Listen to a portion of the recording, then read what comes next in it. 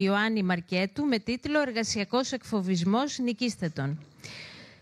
Να ενημερώσω, θα μιλήσουν για το βιβλίο ο Γιώργος Τσιλιβάκης, πρώην διοικητής Ανεξάρτητης Αρχής Επιθεώρησης Εργασίας, η κυρία Κατερίνα Μεϊμάρογλου, πρόεδρος Παγκοσμίου Δικτύου Κέστρια και διευθύνων σύμβουλος Μέιχαντ, Γεράσιμος Τζαμαρέλος, Διεύθυνση Μάρκετινγκ και Ελληνοεκδοτική. Θα συντονίσει η Δέσποινα Κάκαλη, δημοσιογράφος σύμβουλος επικοινωνίας, και στο πάνελ συμμετέχει ο Κωστής Σπύρου, εκδότης και δημοσιογράφος. Να πω λίγα λόγια για το βιβλίο, το οποίο πωλείται μπροστά στο Μουσικό Ιαννό στην είσοδο του καφέ και στο τέλος της εκδήλωσης ο συγγραφέας μπορεί να σας το υπογράψει. 59 πραγματικές ιστορίες που θα αλλάξουν τον τρόπο σκέψης και δράσης σου. Στόχος γίνεσαι γιατί αυτός που σε στοχοποιεί είναι πιο αδύναμος από σένα και το γνωρίζει. Οφείλεις να προσαρμόζεσαι γρήγορα για να επιβιώνεις. Δεν υπάρχει τίποτα στατικό. Το μεγαλύτερο αγαθό που μπορείς να αποταμιεύσεις δεν είναι τα χρήματα ή ο χρυσός, είναι η πληροφορία. Δίνω το λόγο στη συντονίστρια την κυρία Δέσποινα Κάκαλη και σας εύχομαι καλό απόγευμα. Καλησπέρα σε όλους, λοιπόν. Ονομάζομαι Δέσποινα Κάκαλη, είμαι δημοσιογράφος τα τελευταία 27 χρόνια και σήμερα έχω την τιμή και τη χαρά να παρουσιάζω και να συντονίσω φυσικά τη συζήτηση που θα κάνουμε όλοι εδώ πέρα μέσα. Μπορείτε να συμμετάσχετε και εσείς, αν θέλετε να πείτε κάτι, να μοιραστείτε μαζί μας κάποια δικιά σας εμπειρία. Του Γιάννη Μαρκέτου. Είναι και φίλος, με έχει βοηθήσει όταν χρειάστηκα τη βοήθειά του και εγώ τον βοηθάω τώρα επειδή χρειάζεται και αυτό στη δικιά μου. Λοιπόν, να ξεκινήσουμε και να σας πω λίγο, να σας γνωρίσω λίγο παραπάνω τους ανθρώπους που βρίσκονται στο πάνελ. Πρώτα θα ξεκινήσω από το συγγραφέα, είναι η τιμητική του σήμερα. Και είχαμε μια διαφωνία πριν. Μου είπε ότι καλύτερα να πω για τους υπόλοιπους και να είσαι στο τέλος, αλλά θέλω να ξεκινήσω από σένα, Γιάννη. Νομίζω ότι εσύ είσαι το τιμόμενο πρόσωπο σήμερα. Λοιπόν, ο Γιάννης Μαρκέτος έχει μια μακρά και ουσιαστική διαδρομή στην πρόληψη και διαχείριση της βίας και παρενόχλησης, καθώς και των ψυχοκοινωνικών κινδύνων στην εργασία, και γι' αυτό ίδρυσε την εταιρεία MRK Consulting το 2017. Η εταιρεία του έχει καθιερωθεί ως σημείο αναφοράς για επιχειρήσεις και οργανισμούς που επιδιώκουν να καλλιεργήσουν ένα ασφαλές και υγιές εργασιακό περιβάλλον. Η ακαδημαϊκή του κατάρτιση είναι αξιοσημείωτη, καθώς διαθέτει μεταπτυχιακό τίτλο MBA, πτυχία Bachelor σε Marketing και Διοίκηση Επιχειρήσεων, καθώς και δίπλωμα στην Ψυχολογία και Κοινωνιολογία. Επιπλέον, διδάσκει στο μεταπτυχιακό πρόγραμμα Διαχείρισης Ποιότητας Περιβάλλοντος και Υγείας και Ασφάλειας στο Δημοκρίτιο Πανεπιστήμιο Θράκης, μεταδίδοντας την πολύτιμη εμπειρία του στους επαγγελματίες του μέλλοντος. Και στο πάνελ μαζί μας, θα ξεκινήσω από τις κυρίες, είναι η Κατερίνα Μεϊμάρογλου, είναι πρόεδρος του Διοικητικού Συμβουλίου Κέστρια, ιδρύτρια, διευθύνουσα σύμβουλος της Μέιχαντ, επικεντρώνεται στην αναγνώριση, αξιολόγηση και επιλογή υψηλόβαθμων στελεχών, διευθυντών και managers για διεθνείς εταιρείες. Επίσης, ηγείται της επιχειρηματικής ανάπτυξης στην Ελλάδα και το εξωτερικό. Η προϋπηρεσία της κατήχε διευθυντικές θέσεις ανθρώπινου δυναμικού σε μεγάλους διεθνείς οργανισμούς όπως Coca-Cola Company, British Petroleum, BP. Και να συνεχίσω, έχω δίπλα μου, στα αριστερά μου, τον κύριο Γιώργο Τσιλιβάκη. Είναι επαγγελματικός τέλεχος στον χώρο του ανθρώπινου δυναμικού για περισσότερο από 30 χρόνια. Έχει εργαστεί σε ελληνικούς και πολυεθνικούς ομίλους σε διάφορους κλάδους, φάρμακα, αυτοκίνητα, αλυσίδες λιανεμπορίου και τράπεζες. Και να συνεχίσω με τον κύριο Γεράσιμο Τσαμαρέλο. Είναι διακεκριμένος επαγγελματίας στο marketing management και την επιχειρηματική συμβουλευτική, με βαθιά γνώση της αγοράς και πολυετή εμπειρία. Είναι κάτοχος διδακτορικού τίτλου στο Marketing Management και εξειδικεύεται στο Digital Marketing και την επιχειρηματικότητα, διδάσκοντας σε πανεπιστημιακά ιδρύματα και δημόσιους οργανισμούς. Και συνεχίζω με τον συνάδελφο, με τον Κωστή Σπύρου. Είναι δημοσιογράφος του κλάδου υγείας και χρηματοασφαλιστικών και παράλληλα εκδότης των περιοδικών Next Deal, Health Next Generation και ασφαλιστικού Ναι.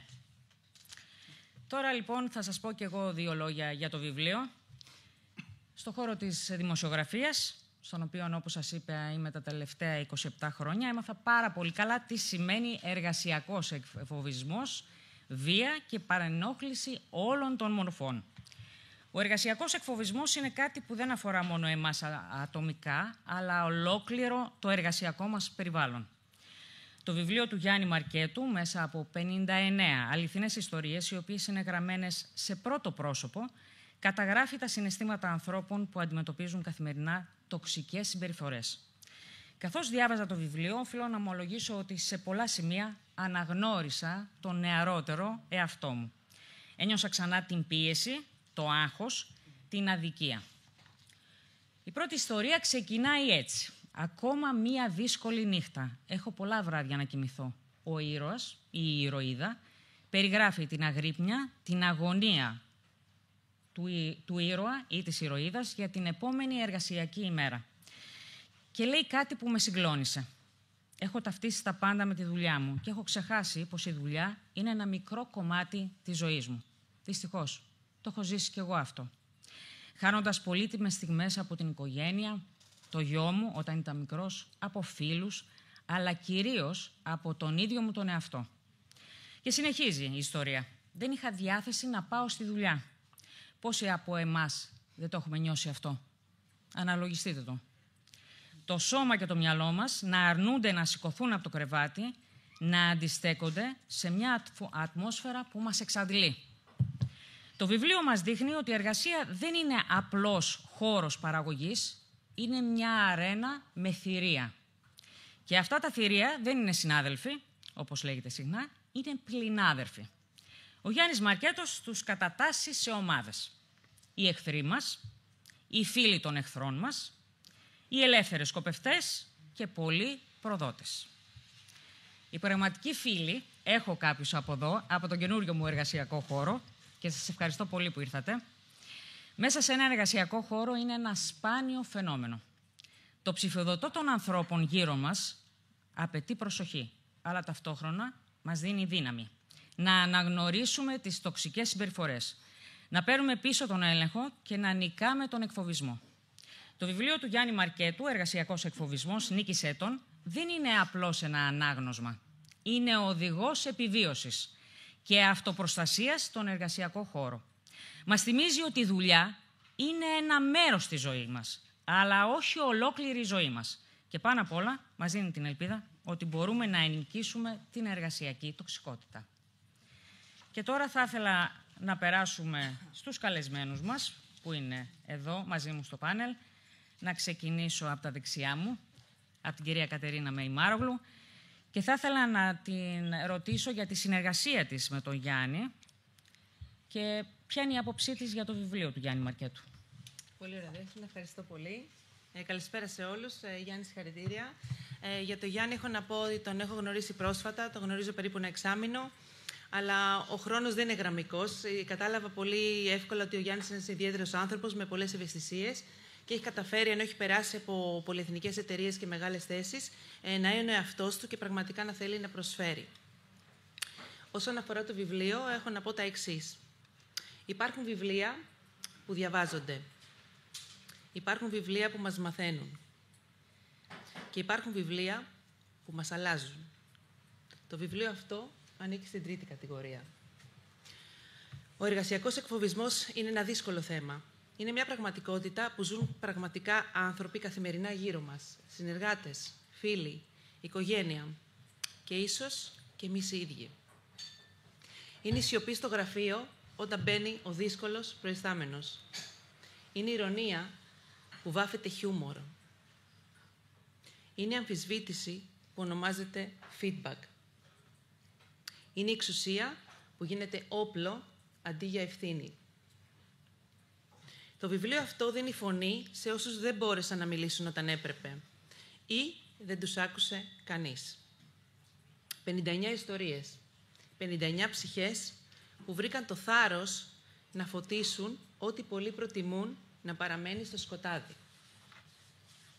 Αυτές οι ιστορίες πονάνε, αλλά ταυτόχρονα θεραπεύουν.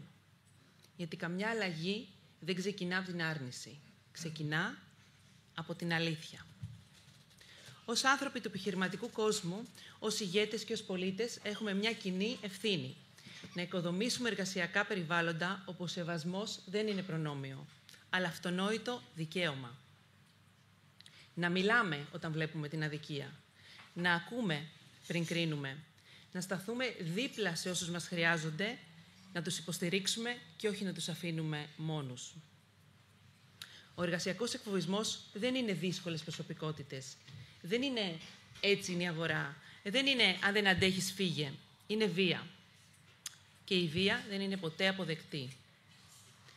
Σήμερα, με αυτό το βιβλίο στα χέρια σας, κάνουμε ένα βήμα πιο κοντά σε έναν κόσμο εργασίας πιο ανθρώπινο, πιο ώριμο και πιο δίκαιο.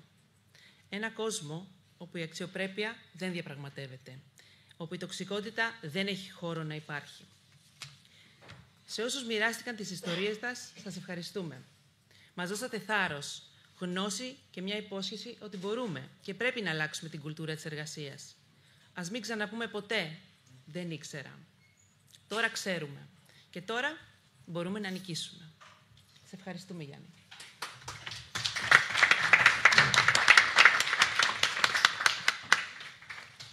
Λοιπόν, να δώσω τώρα τον λόγο στα αριστερά μου.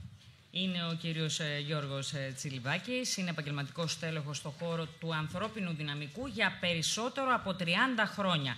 Έχει εργαστεί σε ελληνικούς και πολυεθνικούς ομίλους, σε διαφορετικούς κλάδους, όπως φάρμακα, αυτοκίνητα, όπως είπαμε, αλυσίδες λιανεμπορίου και τράπεζες. Θα ήθελα να μας πείτε πόσο μπορεί να επηρεάσει την απόδοση μιας εταιρείας το να υπάρχει ένα τοξικό κλίμα μέσα σε ένα εργασιακό χώρο, κύριε Τσιλιβάκη. Πολύ. Αλλά θα μου επιτρέψετε να κάνω μια γενικότερη τοποθέτηση.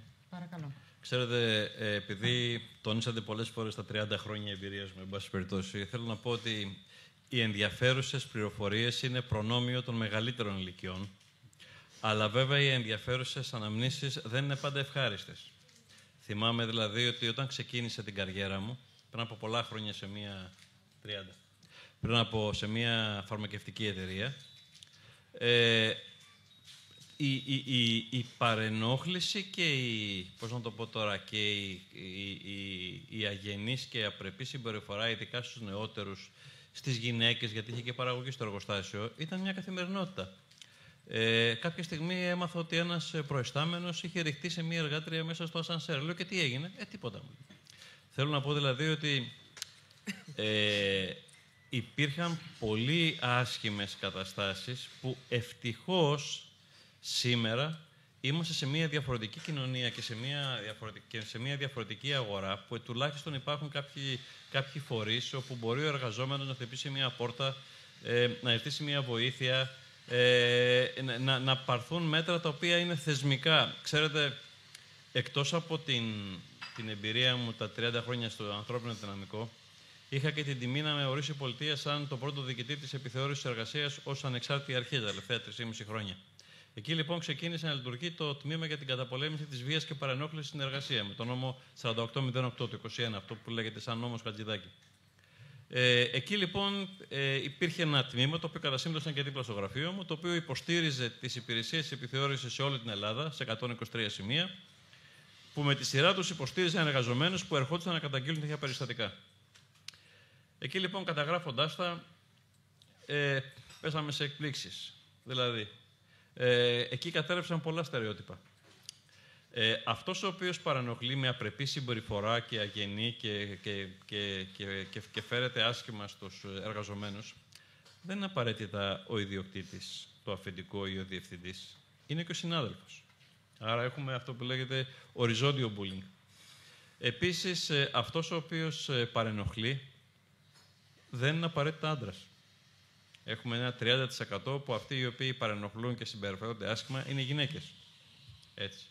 Λοιπόν, και άλλα τα οποία, αν μπείτε στον κόπο να μπείτε στο site της επιθεώρησης εργασίας, θα δείτε ότι οι αιτήσεις εκθέσεις τα περιγράφουν όλα αυτά. Για το βιβλίο του Γιάννη, επειδή τον γνωρίζω τα τελευταία χρόνια και οφείλω να ομολογήσω ότι εδώ δεν είμαι με την επαγγελματική μου ιδιότητα, αλλά ελπίζω με την ιδιότητα του φίλου, εν πάση περιπτώσει.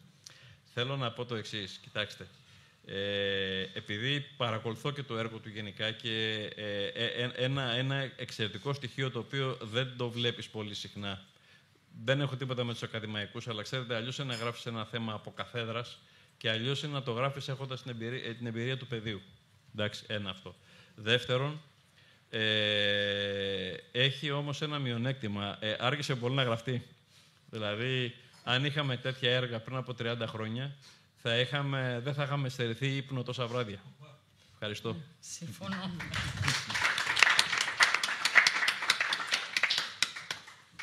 Λοιπόν, να περάσουμε στον Γεράσιμο Τζαμαρέλο, ο οποίος, όπως είπαμε, ότι είναι διακεκριμένος επαγγελματίας στο marketing management και την επιχειρηματική συμβουλευτική με βαθιά γνώση της αγοράς και πολυετή εμπειρία.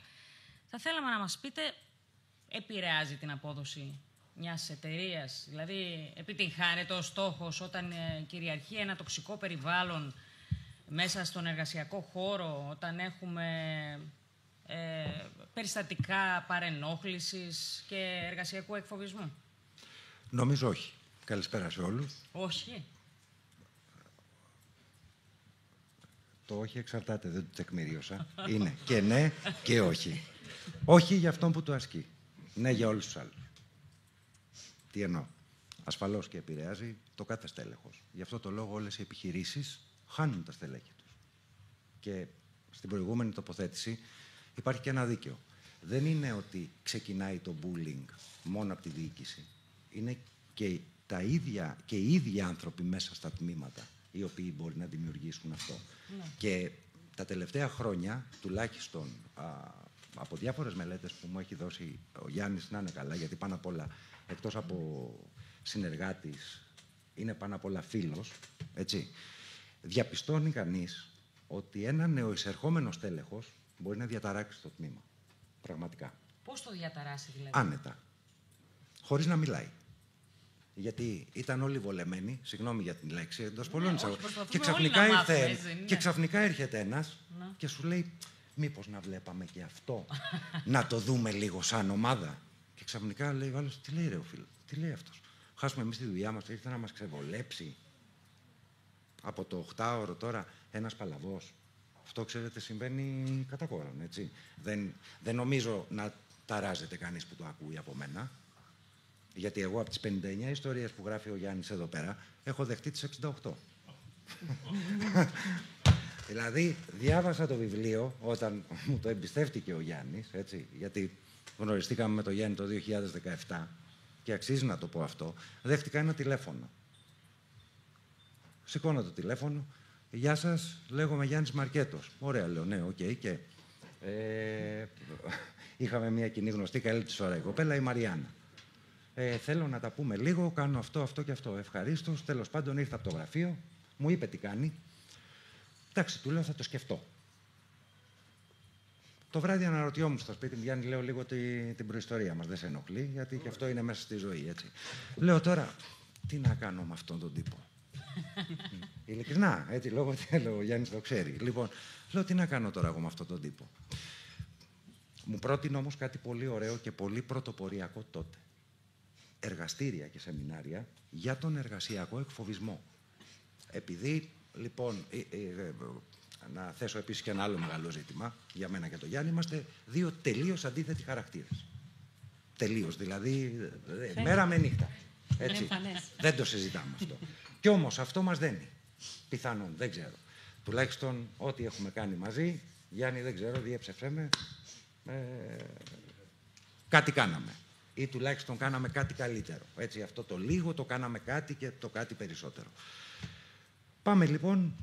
Είπαμε λοιπόν να πάμε σε κάποια σεμινάρια. Εγώ έκανα τότε χτίσιμο εργασιακής ομάδας, οπότε το είδα μετά από ένα 48ωρο και λέω, ίσως τελικά στο χτίσιμο εργασιακής ομάδας και σε αυτό που με ρωτήσατε, ότι εντάσσεται αυτό.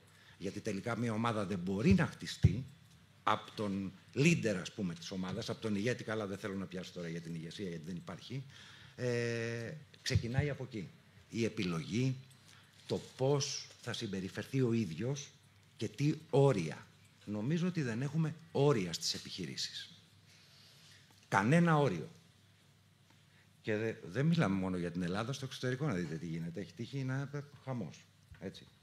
Δόξα τω Θεώ, έχω περάσει και από μια δισκογραφική στο εξωτερικό. Πέρασα πολύ ωραία γιατί backstage είδα ωραία συγκροτήματα και συναυλίες. Αλλά το μετά ήταν εντάξει, νομίζω μία από τις καλύτερες εμπειρίες. Γι' αυτό λέω από τις 59 έχω πολύ παραπάνω. Έτσι. Άρα όλοι έχουμε κάτι να πούμε. Τώρα, έχουμε κάποιο σκοπό. Διαβάζοντας αυτό το βιβλίο, το ότι θα βρούμε τον εαυτό μας, τον βρήκαμε. Οκ. Το επόμενο βήμα ποιο είναι?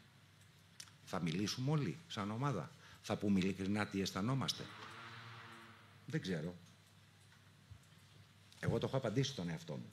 Αλλά δεν πρόκειται να δώσω την απάντηση που έδωσα εγώ στον εαυτό μου. Είναι ένα κέριο ερώτημα αυτό που θέτεις. Αυτό είναι το πιο σοβαρό, νομίζω, για τις επιχειρήσεις και την σωστή, άρτια και ολιστική διαχείριση όλων των τμήματων και συνεργασίας τμήματων μεταξύ τους. Δεν ξέρω πόσες επιχειρήσεις το πετυχαίνουν.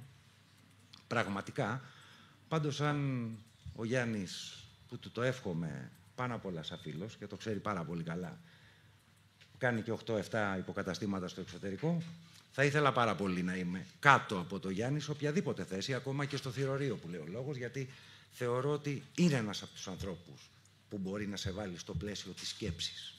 Ας ξεκινήσουμε από εκεί. Αυτά από μένα. Ευχαριστούμε πολύ. Λοιπόν, να περάσουμε τώρα και στο συνάδελφο, τον Κωστή Σπύρου. Είναι, είπαμε, δημοσιογράφος και εκδότης. Θα ήθελα να μας πεις 2 λογάκια για αυτό το βιβλίο του Γιάννη Μαρκέτου. Καταρχάς, να συγχαρώ τον Γιάννη Μαρκέτο και την Ελληνοεκδοτική για αυτό το βιβλίο, τον εργασιακό εκφοβισμό Νίκης Έτων, το οποίο είναι ένα εργαλείο επιβίωσης, όπως κάποιος προείπε, τώρα εσύ.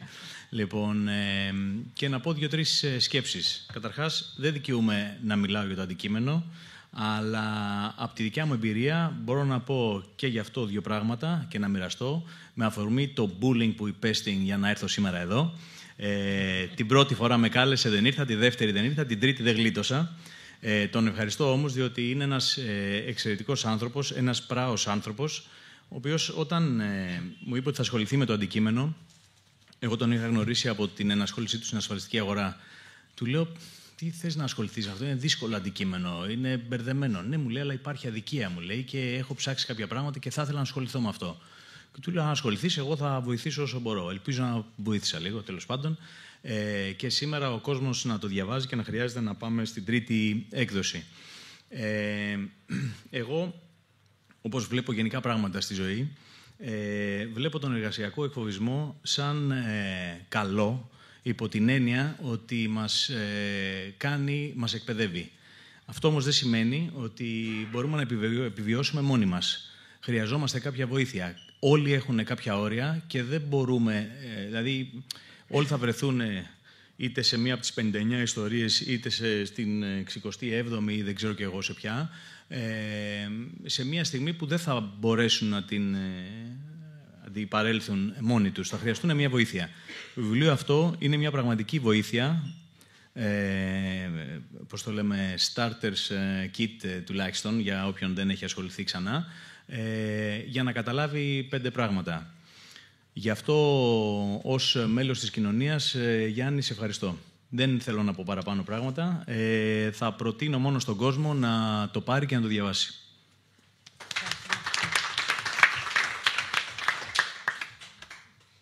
Και τώρα φτάσαμε σε σένα, Γιάννη. Θα μας πει 2 λόγια ο συγγραφέας του βιβλίου. Γιάννη, σε ακούμε. Καταρχήν, σας ευχαριστώ. Τώρα μας ασκείτε πίεση. Παρακαλώ. Κάνω το για να μην έχω bullying μετά από το στούντιο. Αύριο τα θέλω αυτά τα Λοιπόν, καταρχήν σας ευχαριστώ πάρα πολύ για τα καλά λόγια. Με τιμάει ιδιαίτερα η παρουσία σας και με τιμάει πάρα πολύ ιδιαίτερα η γνωριμία που έχω μαζί σας, γιατί κάθε μέρα κάτι από εσάς μαθαίνω περισσότερο. Η βία στην εργασία, μάλλον να το πω διαφορετικά, ο άνθρωπος έχει μία ιδιότητα ότι δεν ξεχνάει. Την κακιά στιγμή μάλλον θα τη μεγιστοποιήσει και την καλή στιγμή θα την ελαχιστοποιήσει. Συνήθως γίνεται γιατί την καλή στιγμή δεν μπορεί να τη διαχειριστεί. Είναι δύσκολο να διαχειριστούμε την ευτυχία. Πάρα πολύ δύσκολο. Άπιαστο κιόλας σε αρκετές περιπτώσεις. Άρα τι μας μένει? Πώς να διαχειριστούμε κάτι το οποίο μας έχει συμβεί και είναι δύσκολο. Το πρόβλημα που υπάρχει είναι ότι παίρνουμε το γεγονός και το αναπλάθουμε και σε αρκετές περιπτώσεις το μεγιστοποιούμε.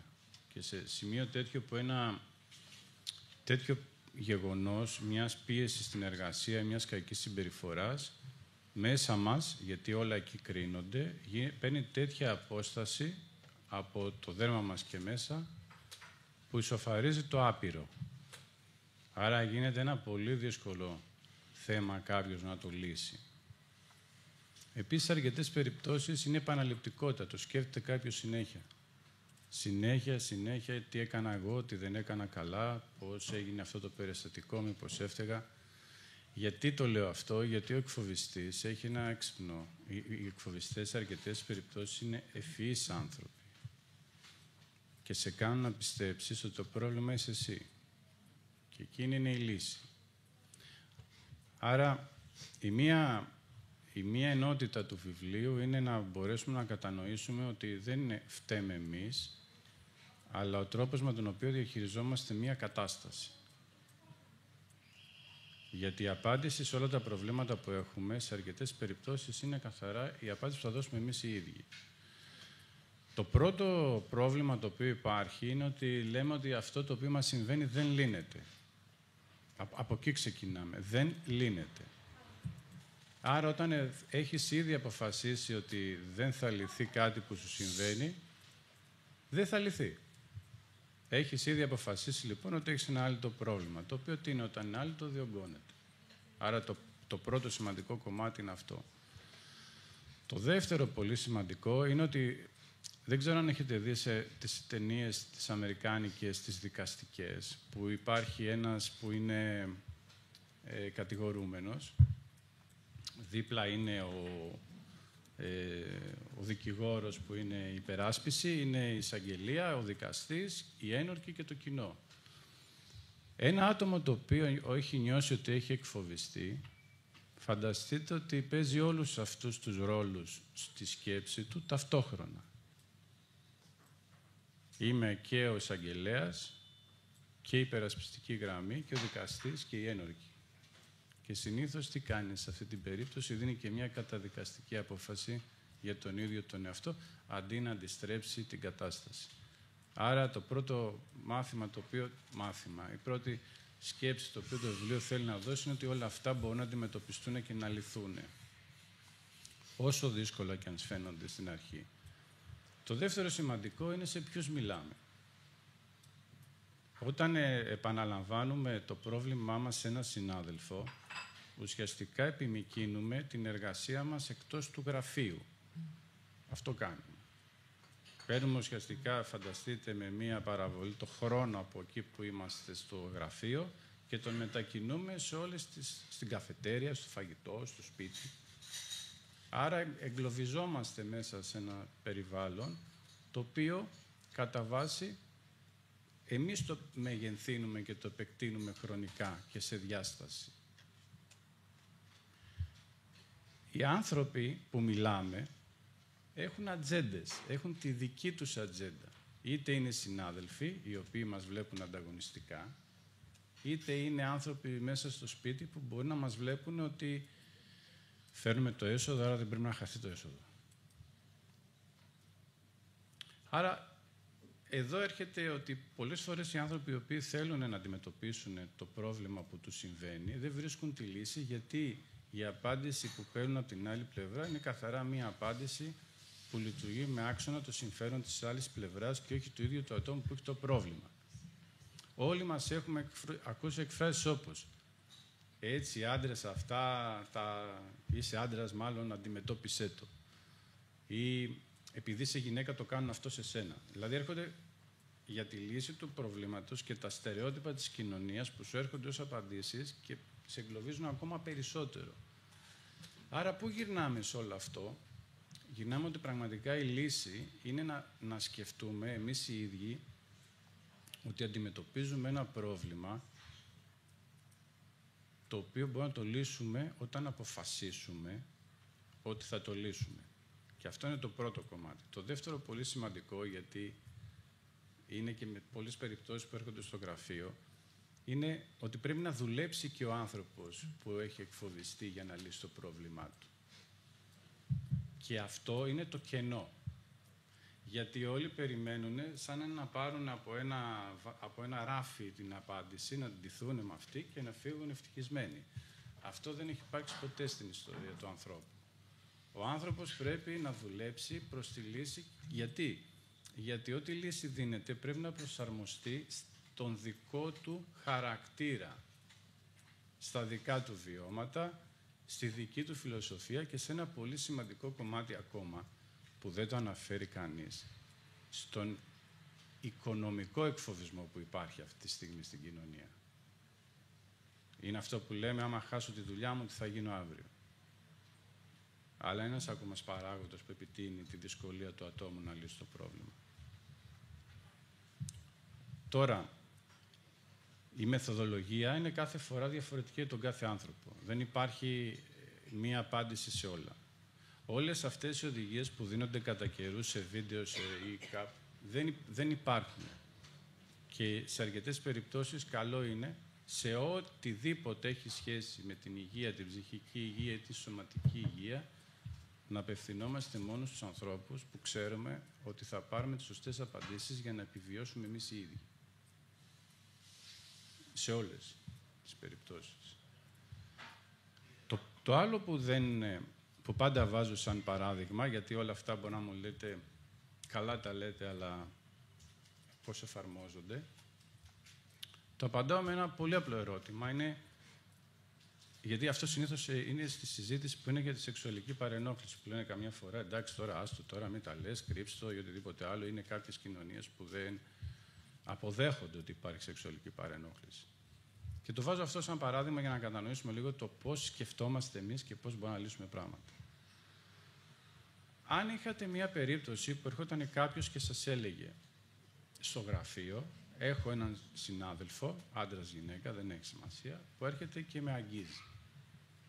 Τι συμβουλή θα του δίνατε? Ή είπα όχι, αλλά επιμένει ακόμα περισσότερο προς τα μένα. Ή με απείλησε ότι άμα δεν ενδώσω θα χάσω την προαγωγή. Γιατί υπάρχει ένα μεγάλο ποσοστό εργαζομένων, κυρίως γυναικών, στις ηλικίες που είναι σε ιεραρχικό επίπεδο middle management για να κάνουν την κίνηση προς τα πάνω, που υπάρχει η λατινική φράση quid pro quo, που ουσιαστικά είναι το αντάλλαγμα σε αρκετές φορές σεξουαλικό για να ανέβουν στην ιεραρχία. Δυστυχώς τα πράγματα είναι έτσι. Και εγώ σας ρωτάω σε αυτό, γιατί συνήθως όταν το βιώνουμε εμείς αυτό σκεφτόμαστε διαφορετικά. Αν αυτό έρχονταν και το έλεγε το παιδί σας, εκείνη την ώρα, πώς αντιδρούσατε? Θα μου λέγατε, θα πήγα να του πάω στη μούρη. Γιατί στο παιδί και όχι σε σένα? Που τον εαυτό σου δηλαδή προς τον περασπίζεσαι. Στο αεροπλάνο ένα πράγμα μας λένε όσοι έχουν πετάξει. Πρώτα τη μάσκα τη βάζει η μητέρα για να μην λιποθυμήσει όταν πέφτει το αεροπλάνο και μετά τη βάζει στο παιδί. Εμείς στη ζωή το κάνουμε αντίστροφα. Θέλουμε να τη βάλουμε πρώτα στους άλλους και ξεχνάμε ότι σε εμάς στηρίζονται οι υπόλοιποι. Και όταν το άτομο που στηρίζει τους υπόλοιπους χάνεται και ο κόσμος γύρω του. Άρα πάντα ο πυρήνας της απαντήσεις σε όλα αυτά τα θέματα είναι πώς εμείς οι ίδιοι σκεφτόμαστε να αντιμετωπίσουμε αυτό το οποίο ζούμε μέσα στο περιβάλλον της εργασίας. Η άλλη κοινωνική προέκταση που έχει αυτό είναι η εξής. Οι εργαζόμενοι οι οποίοι νιώθουν, γιατί δεν είναι μόνο τους ασκείται, νιώθουν, γιατί η βία τη νιώθει κάποιος όπως τη ζει ο ίδιος. Δεν υπάρχει ορισμός βία είναι αυτό, είναι πώς τη νιώθω εγώ που μου ασκείται. Όσοι εργαζόμενοι έρχονται από το περιβάλλον της εργασίας τους με πίεση, για οποιαδήποτε μορφή πιστεύουν ότι τους έχει ασκηθεί βία, σεξουαλική, φωνές, υποβάθμιση της δουλειάς, το λεγόμενο fade out, δηλαδή είσαι εκεί, αλλά σε εξαφανίζω και δεν υπάρχεις, είσαι απλά ένα ολόγραμμα. Πάνε και ασκούν εκφοβισμό στο σπίτι τους. Είναι το 80% των περιπτώσεων, με την πανελλήνια έρευνα που έχουμε κάνει με την Kappa Research.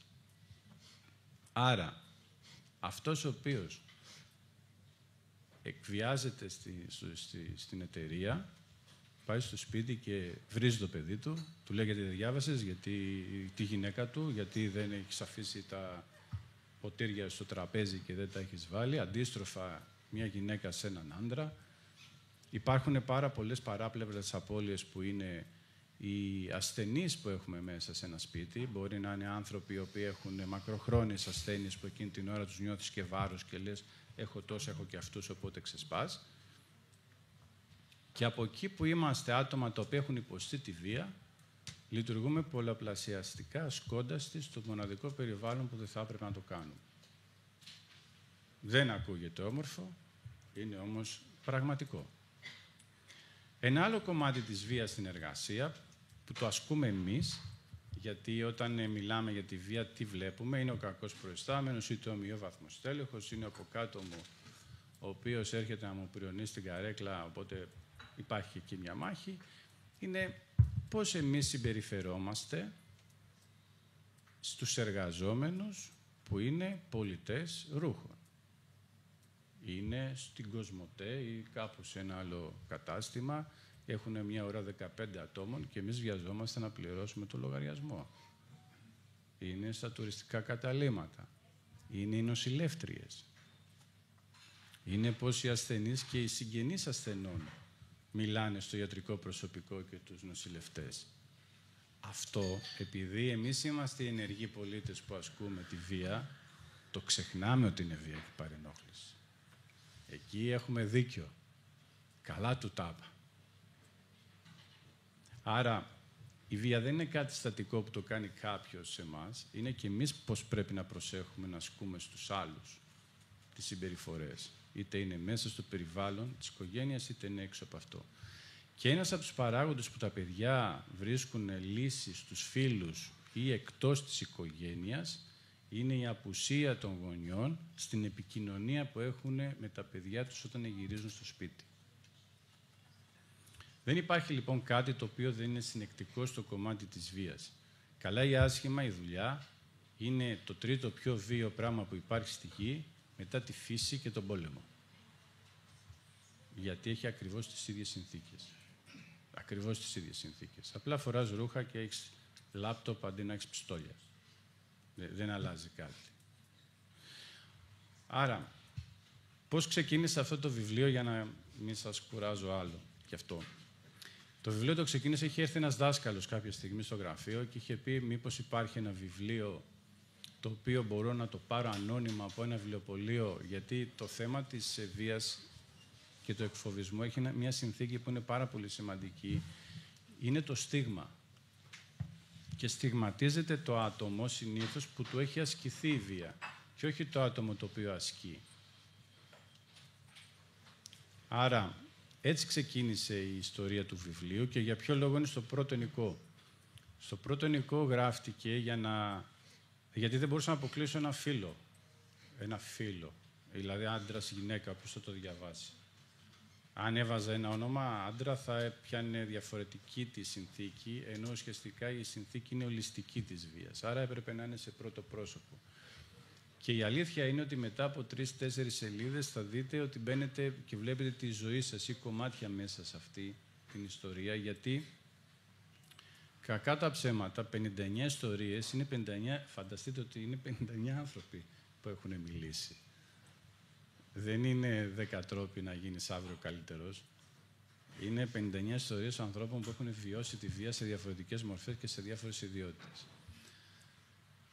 Άρα αυτό το βιβλίο είναι μια πραγματική αποτύπωση και γι' αυτό αγγίζει τον κόσμο, πιστεύω, και γι' αυτό το λόγο έχει ταξιδέψει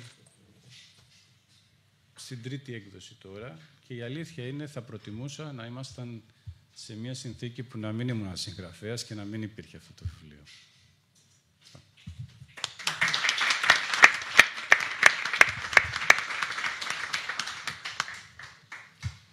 Λοιπόν, να ευχαριστήσουμε και τον Γιάννη, να ευχαριστήσουμε όλους όσους είναι στο πάνελ. Θα θέλαμε, αν θέλετε να ρωτήσετε κάτι, να ανέβετε πάνω. Γιάννη, μπορούν να σε ρωτήσουν βέβαια, κάτι. ναι, Όποιος σαφώς, θέλει να ρωτήσει κάτι. Κανένα. Τα λέω. Ναι. Βέβαια. Ήθελα να ρωτήσω πώς αξιολογείτε τη θεσμοθέτηση της δυνατότητας αγωγής, προσφυγής στη δικαιοσύνη για τα πρόσωπα που ασκούν εργασιακό εκφοβισμό στο εργασιακό περιβάλλον. Κοιτάξτε, αυτό αν και είναι πιο τεχνικό, είναι κάτι το οποίο είναι προς τη μια κατεύθυνση που δίνει μια λύση.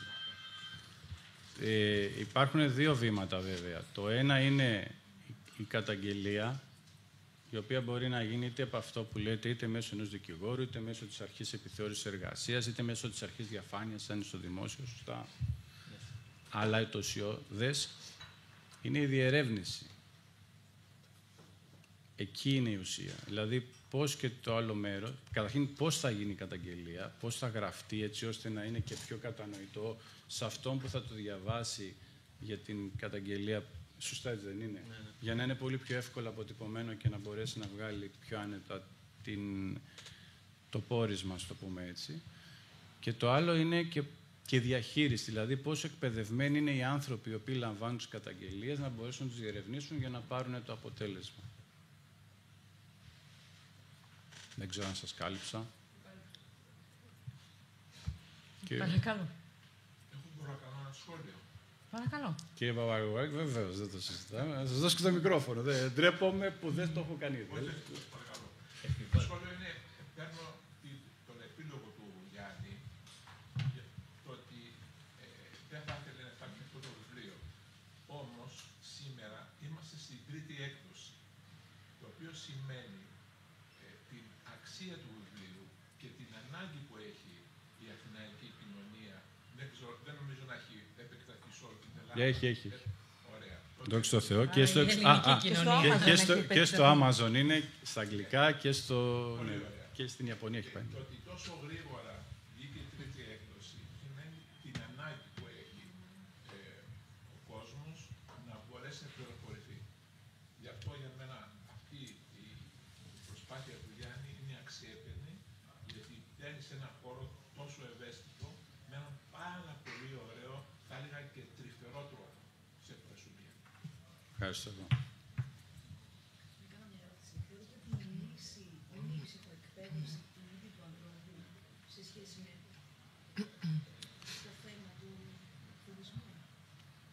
Κοιτάξτε,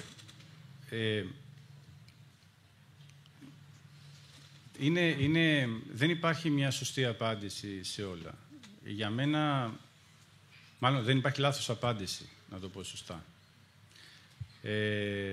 Η ουσία είναι ότι το πρώτο πράγμα το οποίο χρειάζεται ένας να κάνει είναι να σμιλεύει τον εαυτό του. Και αυτό γιατί? Γιατί τον κόσμο δεν μπορούμε να τον επηρεάσουμε πώς θα φερθεί σε εμάς ή σε κάποιον άλλον. Δεν μπορούμε. Ένας άνθρωπος ο οποίος είναι να κάνει κακές πράξεις, θα κάνει κακές πράξεις. Αυτό το οποίο συνήθως στα φαινόμενα της βίας παρατηρούμε είναι το εξής. Πιστεύουμε ότι κάποιος άλλος σκέφτεται όπως εμείς σκεφτόμαστε. Και τι κάνουμε? Λέμε, εμείς δεν θα κάναμε ποτέ αυτό, άρα γιατί το κάνεις σε εμάς? Και αρχίζουμε και στενοχωριόμαστε μετά σε κάποιες περιπτώσεις. Ή λέμε, εμείς αυτόν στη δουλειά θα του δίναμε τα εφόδια αφού είναι καλός να γίνει καλύτερος, γιατί πιστεύουμε τον εαυτό μας μέσα στο εργασιακό περιβάλλον, αλλά φανταστείτε ότι ένας εργαζόμενος ο οποίος δεν είναι καλός στη δουλειά του και προσλαμβάνεται κάποιος ο οποίος είναι πολύ καλύτερος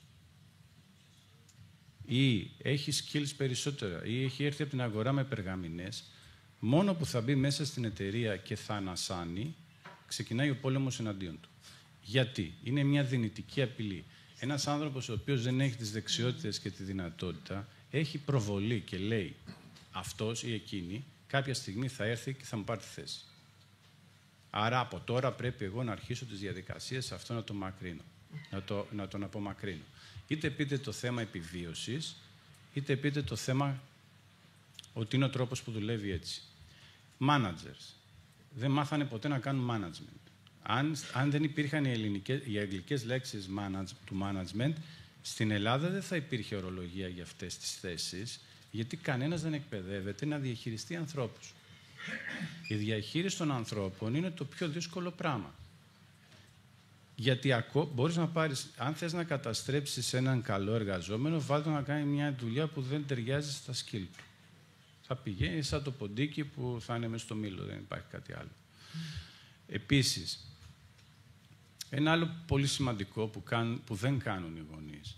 Οι γονείς πιστεύουν ότι τα παιδιά, αυτή είναι η προσωπική άποψη, πρέπει να είμαστε κοντά τους μέχρι να δώσουν πανελλήνιες εξετάσεις.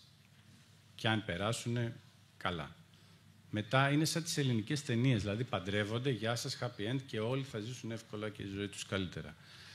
Η ουσία είναι ότι τα παιδιά δεν ποτέ μέσα σε αυτή τη διαδικασία, γιατί τα πανεπιστήμια δεν εκπαιδεύουν τους ανθρώπους πώς θα εργάζονται, πώς θα λειτουργούν μέσα στα εργασιακά περιβάλλοντα, να τους δουν εφόδια για να τα αντιμετωπίσουν.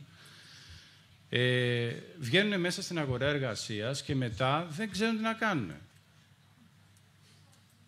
Δεν ξέρουν τι να κάνουν. Άρα, το κομμάτι της εκπαίδευσης είναι ένα σημαντικό κομμάτι, το οποίο δεν υπάρχει. Και επίσης, το άλλο που βλέπουμε σήμερα, που είναι πάρα πολλά θέματα για την γενιά τη Z, που αντιμετωπίζει απίστευτο bullying από φύση κιόλας, δηλαδή λέμε Gen Z είναι άχρηστοι, θα φύγουν γρήγορα από τη δουλειά. Δεν καταλαβαίνουμε ότι είναι μια γενιά πάρα πολύ τεχνολογικά αρτιότερη από τις προηγούμενες, άρα από μόνες τους έχουν καλύτερα εφόδια, έχουν απουσία των γονιών μέσα στο σπίτι. Οι γονείς λείπουν λοιπόν, και αυτό έχει δύο προβλήματα. Είναι η προσέγγιση μετά των ανθρώπων, γιατί σε αρκετές περιπτώσεις οι ηλικίες των γονιών αυτών είναι οι διευθυντές που έρχονται να τους διαχειριστούν. Και το άλλο πολύ σημαντικό είναι ότι και αυτή η γενιά, όπως όλες οι γενιές που ήμασταν, τις προηγούμενες θες να τις απορρίψεις, γιατί θες να βάλεις το δικό σου στίγμα. Οι εταιρείες όμως δεν έχουν μάθει ότι πρέπει οι εταιρείες να προσαρμόζονται στη συνθήκη και όχι η συνθήκη στις εταιρείες. Είναι σαν να λέμε ότι έρχεται ένα καταστροφικό φαινόμενο στη γη και πρέπει η γη πρέπει να προσαρμοστεί, γιατί το φαινόμενο θα έρθει. Δεν γίνεται διαφορετικά. Θα έρθει. Άρα τι θα κάνεις? Ένας τυφώνας ξέρεις ότι τα παράλια θα τα γκρεμίσει πρώτα, ότι όποιος δεν έχει κάνει στερεές βάσεις στο σπίτι του θα καταρρεύσει. Άρα τι κάνει τότε αντίστοιχα, αν το πούμε έτσι για να το καταλάβουμε καλύτερα, δημιουργείς μηχανισμούς, πώς θα στείνονται τα κτίρια καλύτερα, πώς η γεωγραφία έτσι ώστε να φεύγει το νερό θα υπάρχει και η δύναμη του αέρα. Αυτό δεν γίνεται στις εταιρείες. Οι εταιρείες πιστεύουν ότι θα πάρουμε 300 άτομα, όπως δουλεύαμε χθες, έτσι θα δουλεύουμε και αύριο. Αυτό σήμερα πια δεν μπορεί να συμβεί.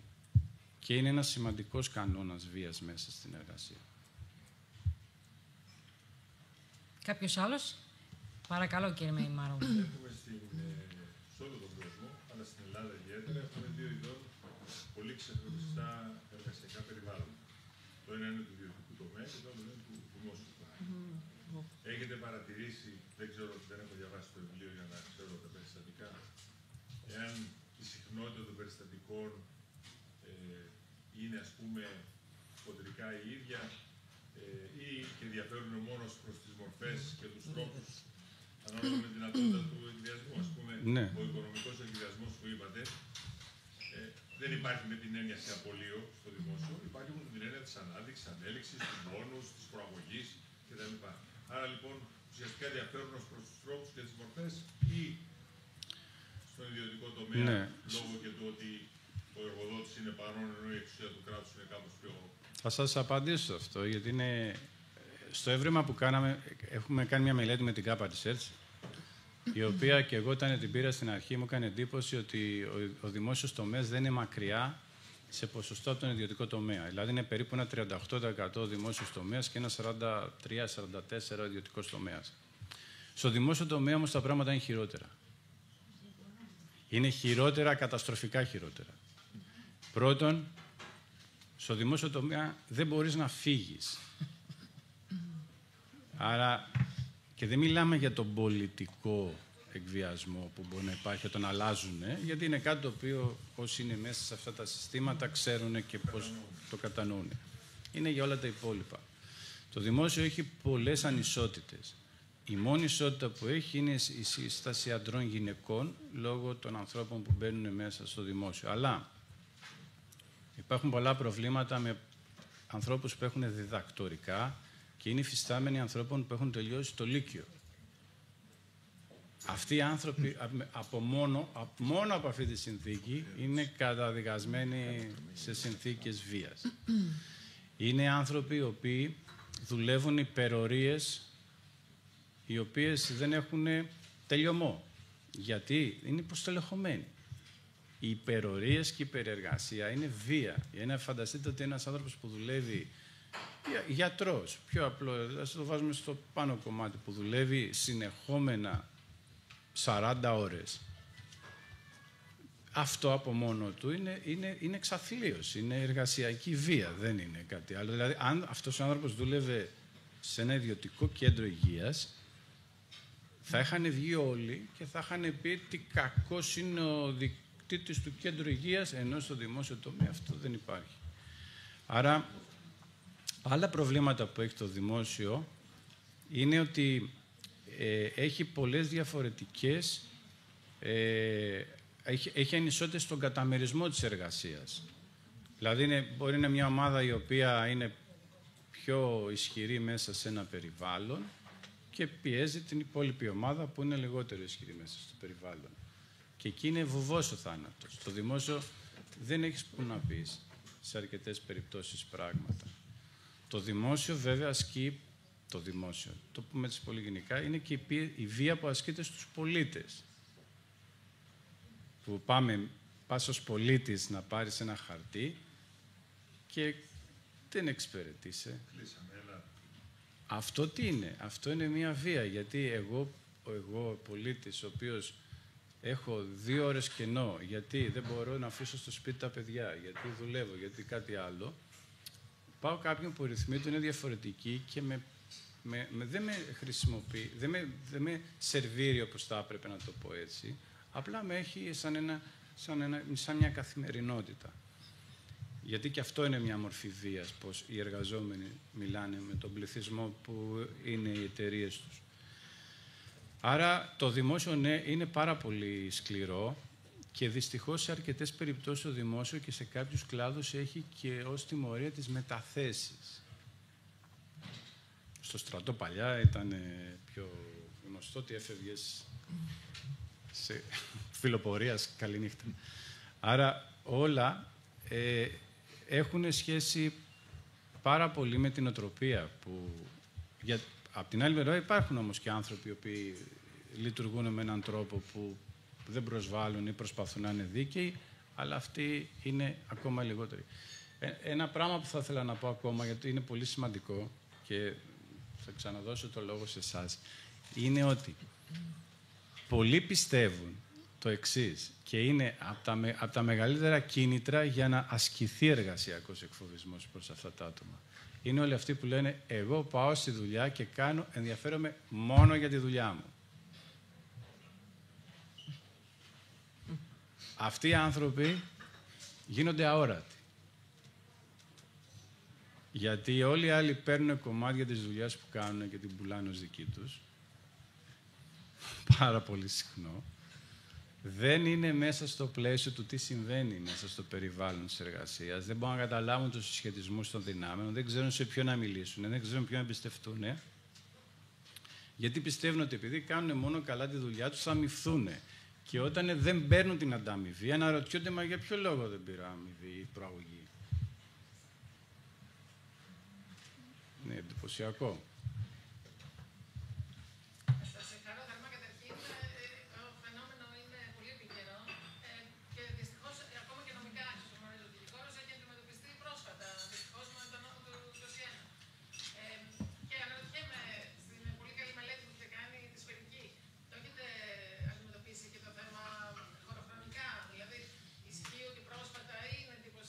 Ότι πρόσφατα έχει αυξηθεί το φαινόμενο, συνδέεται με το γεγονός ότι τα εργασιακά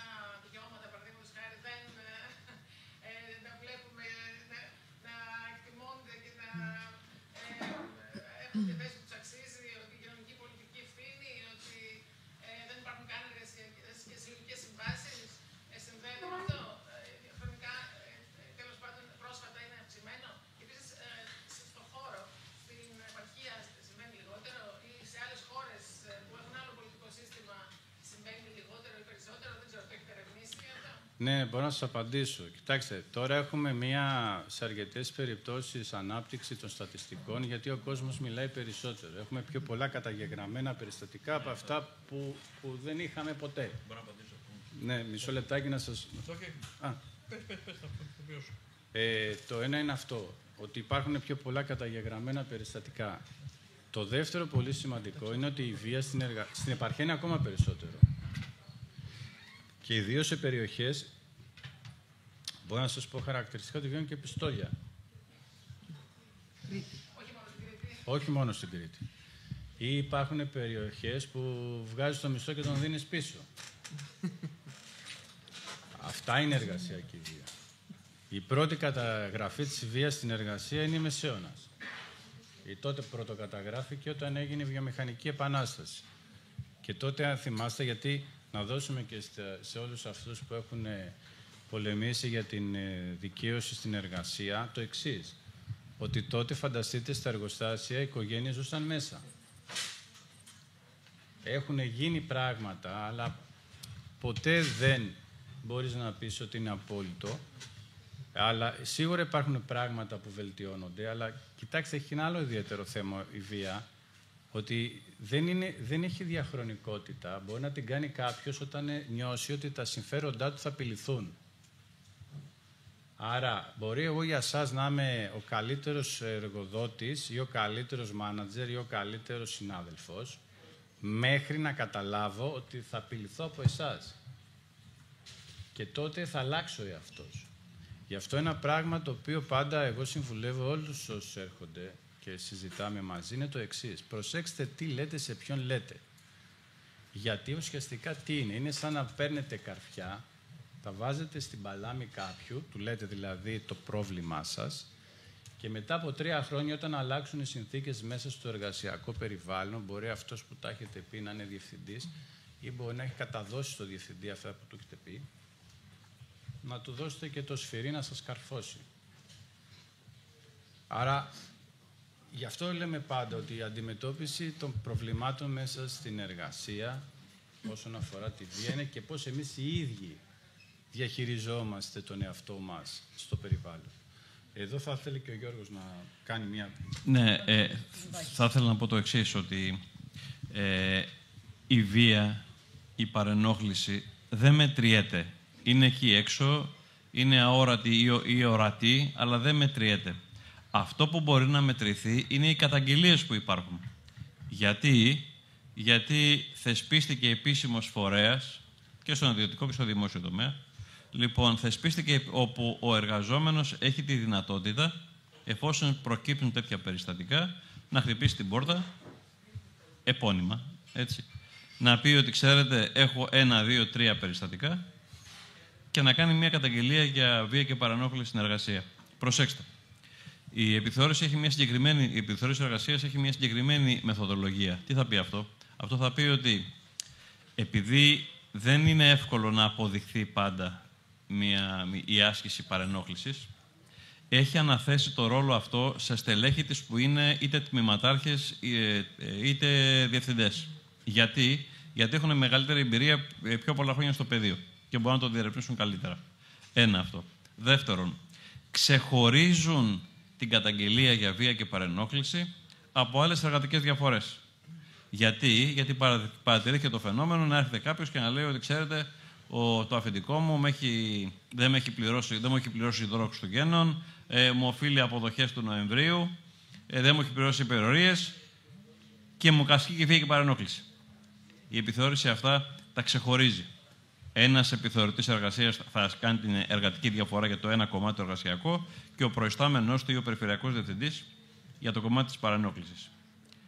Τώρα, από εκεί και πέρα, είναι σημαντικό το ότι κάθε χρόνο έχουμε όλο και περισσότερες καταγγελίες. Γιατί είναι σημαντικό? Γιατί έχει αρχίσει να γίνεται γνωστό στην αγορά εργασίας ότι υπάρχει φορέας, ότι έχει ακούσει από συνάδελφο, από φίλο, ότι ξέρεις και σε μένα συνέβη αυτό και εγώ έκανα την καταγγελία και δικαιώθηκα ή όχι, ή δεν δικαιώθηκα, αλλά και να μην δικαιωθεί, το πόρισμα μπορεί να χρησιμοποιηθεί μετά και χρησιμοποιείται σε δικαστική διαμάχη. Έτσι. Άρα έχει στα χέρια του αυτή τη φορά για πρώτη φορά εργαζόμενος όπλα. Αυτό. Θα ήθελα να σας ρωτήσω κι εγώ κάτι. Πώς μπορεί να αποδείξει ένας εργαζόμενος ότι έχει πέσει θύμα εργασιακού εκφοβισμού? Κοιτάξτε, πρώτα απ' όλα να ξεκαθαρίσουμε κάτι. Δεν μπορεί πάντα. Έτσι. Να πω όμως το εξής, ότι τα στελέχη της επιθεώρησης εργασίας που κάνουν τη δουλειά αυτή ζητάνε από τον εργαζόμενο ή δυνατόν αποδεικτικά στοιχεία. Μπορεί τα αποδεικτικά στοιχεία να είναι ένα print screen από ένα μήνυμα στο WhatsApp ή στο Viber. Μπορεί να είναι ένα email. Μπορεί να είναι η μαρτυρία ενός συναδέλφου, ο οποίος μπορεί να μην είναι ένας συνάδελφος που εργάζεται τώρα, αλλά μπορεί να είναι ένας συνάδελφος ο οποίος έχει αποχωρήσει και συνέβη κάτι μπροστά του. Έχουμε πολλά τέτοια περιστατικά. Προσπαθούμε δηλαδή να βοηθήσουμε τους εργαζομένους που μιλάω στο πρώτο ενικό, ενώ είναι παρελθόν πια. Τέλος πάντων. Η επιθεώρηση προσπαθεί να χτίσει την υπόθεση με όσο γίνεται πιο πολλά αποδεικτικά στοιχεία. Δεν είναι πάντα εύκολο. Έτσι. Από την άλλη, πάλι ο νομοθέτης έχει προβλέψει ότι ο εργαζόμενος ο οποίος έχει κάνει μια καταγγελία μέχρι να ολοκληρωθεί αυτό δεν μπορεί να απολυθεί. Έχει προβλέψει ακόμα και το ότι μπορεί να μην προσέρχεται στην εργασία και να αμείβεται κανονικά. Έχει προβλέψει ότι αυτό το οποίο, και εδώ να πω ότι η Ελλάδα είναι από τις πρώτες χώρες που το ρύθμισε αυτό νομοθετικά στην Ευρώπη, έτσι. Και επίσης έχει προβλέψει ακόμα ότι από τη στιγμή που θα χτυπήσει την πόρτα της επιθεώρησης εργασίας ο εργαζόμενος, πρέπει αυτό το θέμα να έχει επιληθεί το αργότερο μέσα σε 2 μήνες. Έτσι, να μην τρενάρει. Άρα υπάρχει για πρώτη φορά ένα πλαίσιο. Λιγότερο ή περισσότερο αποτελεσματικό, αλλά κάθε χρόνο είναι όλο και πιο αποτελεσματικό. Να κάνω μια ερώτηση. Και πώς διασφαλίζεται όχι τον καταγγελόντα, τον καταγγελόμενο? Θέλω να πω ότι μπορεί η καταγγελία να γίνεται για λόγους εκδικητικούς. Το έχουμε δει να συμβαίνει αυτό το πράγμα σε εργασιακά περιβάλλοντα, όπου γίνεται το άσπρο μαύρο. Εάν, ας πούμε, η πιτσιρίκα έχει επιδιώξει κάτι και δεν της έχει κάτσει η ιστορία, και έχω δει τέτοιες περιπτώσεις να σηκώνουν Ή ο πιτσιρίκος. για να κάνουν. Ναι. Πώς? Λέω, ή ο πιτσιρίκος. Ή ο πιτσιρίκος επίσης, ναι. Πώς διασφαλίζεται τέτοιου είδους προβοκάτσιες, ας πούμε? Κοιτάξτε, να σας πω. Δεν σημαίνει ότι από το σημείο που θα γίνει η καταγγελία.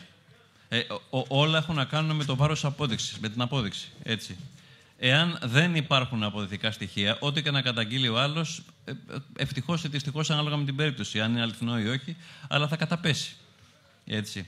Είναι το βάρος απόδειξης. Αν έχει φέρει και δείξει, ας πούμε, 1 ή 2 email που τον βρίζει, τον κατηγορεί, ή αν έρθει ένας πρώην εργαζόμενος και πει αυτός όλη μέρα τον έβριζε. Ή ξέρω εγώ, κάθε φορά που πήγαινε στην καντίνα, της την έπεφτε ή του την έπεφτε. Έτσι. Θέλω να πω δηλαδή ότι έχουν να κάνουν με την απόδειξη. Αν υπάρχει ή όχι. Γνωρίζουμε βέβαια και από συνασπισμούς συμφερόντων οι οποίες ξεβαζώνουν μπορεί καθόλου πανάξια τελικά στελέχη. Το έχουμε δει και αυτό. Όλα τα έχουμε δει. Μετά από 30 χρόνια τα έχουμε δει όλα. Λοιπόν, έχουμε άλλο χρόνο. Γιάννη. Νομίζω 7,5 είναι το επόμενο, οπότε... Όχι. Είναι και διοικητής μου, αλλά δεν μπορεί να μου κάνει εργασιακό εκφοβισμό, γιατί πλέον δεν είμαι στην υπηρεσία. Εγώ δεν έχω κάνει σε κανέναν. Πολύ αργά για να ξανακάνω τώρα. Ο οποίος δεν είχα την ευκαιρία να του πω όταν έφυγα ότι η δουλειά που κάνει είναι πάρα πολύ καλή. Έχει κάνει βήματα, αλλά δυστυχώς επειδή έχω χειριστεί εκατοντάδες εργασιακές διαφορές και πολλούς εργασιακούς εκφοβισμούς, θέλουμε πάρα πολύ δουλειά ακόμη. Γιατί το βάρος της απόδειξης στα ποινικά δικαστήρια πέφτει στους εργαζόμενους και οι εργαζόμενοι εκεί είναι ευάλωτοι. Είναι ένα πάρα πολύ καλό βήμα αυτά τα μέτρα που έχουν πάρθει, αλλά αν δεν αλλάξουν, όπως ξέρετε, οι δομές και οι σκέψεις των ανθρώπων, θα παραμείνουμε στα μέτρα. Έτσι είναι, έτσι είναι. Ξανά θα μιλήσουν άλλη μια φορά οι υπόλοιποι. Συγγνώμη, μια ερώτηση ακόμα και να μιλήσουν και οι... Ναι. Ναι, Ένα σχόλιο να κάνω. Πιστεύω ότι αυτά που αναφέρθηκαν, αυτά τα περιστατικά ή αυτά που γνωρίζετε σαν καταγγελίες, είναι απλά η κορυφή του παγόβουνου. Η παρενόχληση έως εκφοβισμός έχει τόσες πολλές μορφές. Μπορεί να είναι ένα νεύμα υποτίμησης, το οποίο όταν σου γίνεται 5 φορές την ημέρα, φεύγεις και λες μάκρυσμος. Λοιπόν, αυτά όχι μόνο δεν αποδεικνύονται, αλλά δεν θα βγει ποτέ κανείς να τα κατηγορήσει. Και έτσι νομίζω ότι διαλύονται προσωπικότητες, άνθρωποι, επαγγελματίες και επιστήμονες. Και είναι πολύ πιο συχνά από τον φανερό εκφοβισμό που θα έχει και μάρτυρες. Είναι πολύ πονηροί αυτοί που θα τον κάνουν και τον κάνουν με τέτοιο τρόπο έτσι ώστε. Ισχύει αυτό. Είναι στις κρυφές μορφές και εδώ ακριβώς είναι αυτό που είπαμε νωρίτερα, ότι είναι πολύ σημαντικό και εμείς οι ίδιοι να διαχειριζόμαστε αυτές τις καταστάσεις, να κατανοούμε ότι το εργασιακό περιβάλλον έχει ένταση και βία και πρέπει μέσα σε αυτό να ξέρουμε πώς θα τοποθετούμαστε και τι θα βάζουμε μέσα μας. Γιατί οποιοσδήποτε μας ασκήσει βία, αν εμείς οι ίδιοι δεν επιτρέψουμε μέσα μας να μεγιστοποιηθεί σε πόνο, τότε μπορούμε πιο εύκολα και πιο ψύχραιμα να αντιμετωπίσουμε την κατάσταση στο πεδίο. Θα ήθελα να πω κι εγώ κάτι τελευταίο. Ένα σοκαριστικό γεγονός, μιλώντας με ένα συνάδελφο, πριν έρθω εδώ για την παρουσίαση του βιβλίου του Γιάννη Μαρκέτου, κάναμε μια συζήτηση για τον εργασιακό εκφοβισμό και μου είπε το εξής, ότι μία ομάδα δημοσιογράφων σε τηλεοπτικό σταθμό 50 ατόμων, από τα οποία τα 43 έχουν νοσήσει από κάποια μορφή καρκίνου. Δηλαδή, όταν βιώνουμε μια τέτοια τοξική κατάσταση μέσα στον εργασιακό χώρο και την αφήνουμε αυτήν την τοξικότητα να μας ποτίσει, κάποια στιγμή θα κάνουμε κακό στην υγεία μας. Συμφωνείς, Γιάννη? Ισχύει αυτό. 43 από τα 50 άτομα έχουν νοσήσει με κάποια μορφή καρκίνου. Είναι πραγματικά εντυπωσιακό το νούμερο. Θα ήθελα να πούνε και κάτι άλλο.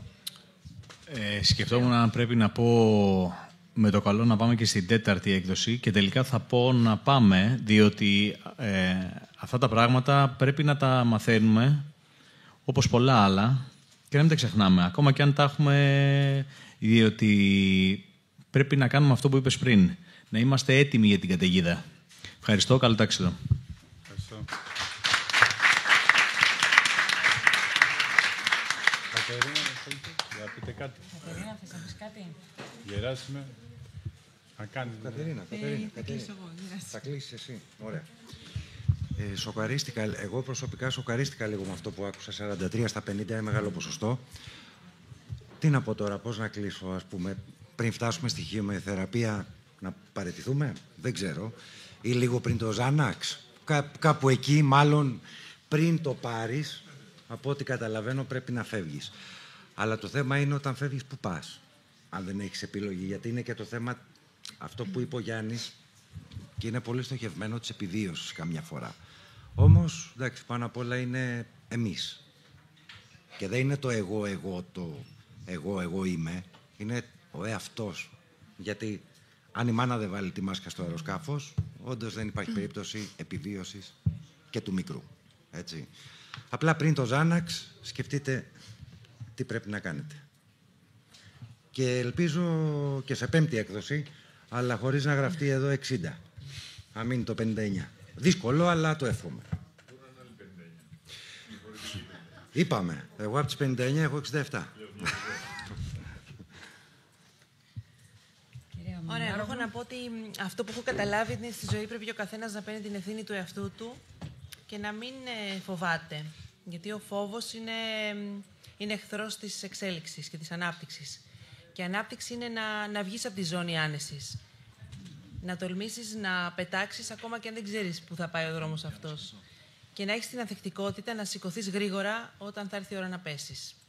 Εγώ όταν μπήκα στην Κέστρια, λέγανε τι θέλουμε τώρα αυτή η γυναίκα από την Ελλάδα, μετά τα capital controls και τι θα πουλάνε και αν θα έχουν Mercedes και Coca-Cola στην Ελλάδα. Και ήταν και αυτό μια αμφισβήτηση. Δηλαδή ήμουν μεγάλο high risk, γιατί με τη μικρότερη ηλικία και τη μικρότερη εταιρεία. 0 δηλαδή προϊστορία.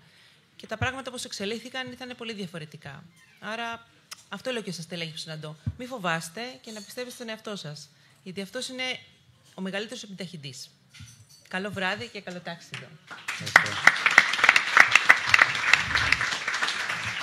Εγώ κλείνοντας, έχεις να πεις? Όχι, πες. Κλείνοντας, θέλω να σας ευχαριστήσω πάρα πολύ για σήμερα, για την παρουσία σας. Πάντα να μην ξεχνάμε ότι η ζωή, η διάρκεια της ζωής μας δεν είναι δεδομένη. Το μόνο σίγουρο αυτό. Το δεύτερο πολύ σημαντικό είναι μη σκέφτεστε να πάρω σύνταξη για να κάνω τη ζωή μου. Έτσι είναι ευχάριστο μήνυμα για να κλείσουμε. Όχι, είναι το πραγματικό. Γιατί αλήθεια είπε. η αλήθεια είναι αυτή. Αν πάντως εμείς όλοι μας δουλεύουμε, μάλλον πρέπει να δουλεύουμε για να κάνουμε τη ζωή μας καλύτερη. Αν έχουμε χάσει τη ζωή μας λόγω της δουλειάς μας, και καλά δεν έχουμε δουλέψει και καλά δεν ζήσαμε.